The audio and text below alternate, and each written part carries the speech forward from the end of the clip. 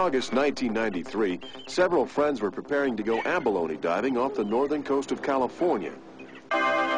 One of the divers, Mike Swartzel, will never forget the day. Well, we decided to take the day off and go diving. It was absolutely a beautiful day. Flat water, about 15 to 20 foot visibility. So we figured it was the perfect day to go diving.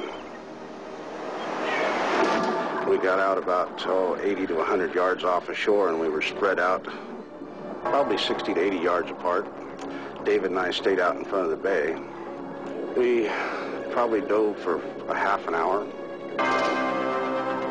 David Miles, another one of the divers, was searching the bottom for abalone, but he was not alone.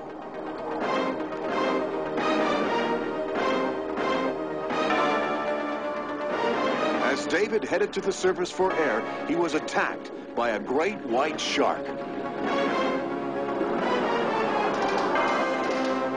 The great white swallowed him head first, up to his shoulder blades. Trapped in the jaws of death, he struggled. Then, miraculously, managed to push back and swim free. I was on my way to the surface, looking down, trying to see where I was going to go next on my next dive, see where some abalones might be. And so I was looking down. I was slammed. It felt like a bus that hit me. I knew immediately I was inside of a shark. When he started closing his mouth, I thought it was over with my eyes. I started wincing, and then I started hearing, I thought it was my skull was being crushed, and what it was teeth breaking off, apparently in my head. When he opened his mouth back up again, that was my window of opportunity to escape.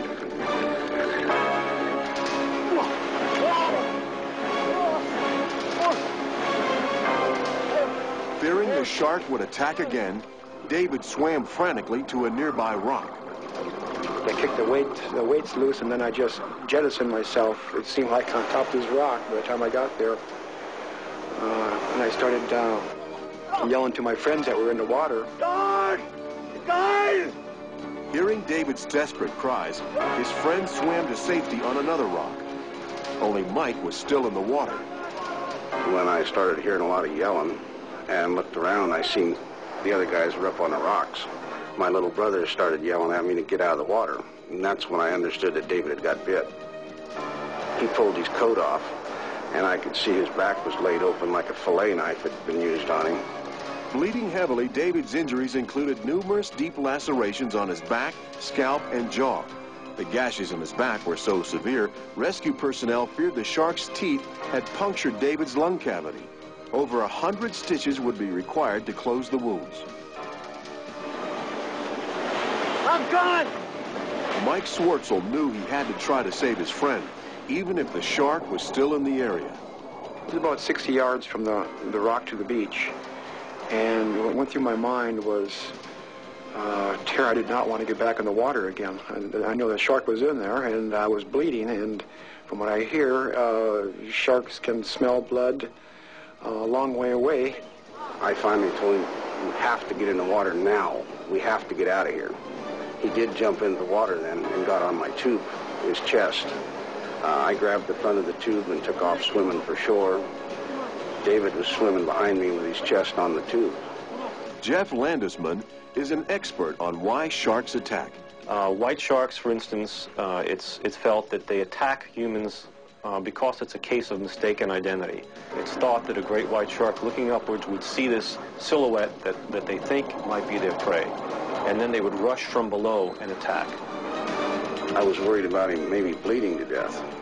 I did start getting worried because he started getting lethargic. The shock was kind of setting in on him.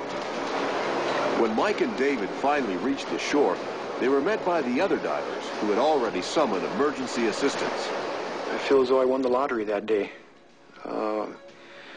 They tell me it's like 300 million to 1 to survive a great white attack, and being head first in a great white attack, I don't know what the odds are, but I felt as though I won the lottery that day. I felt very lucky.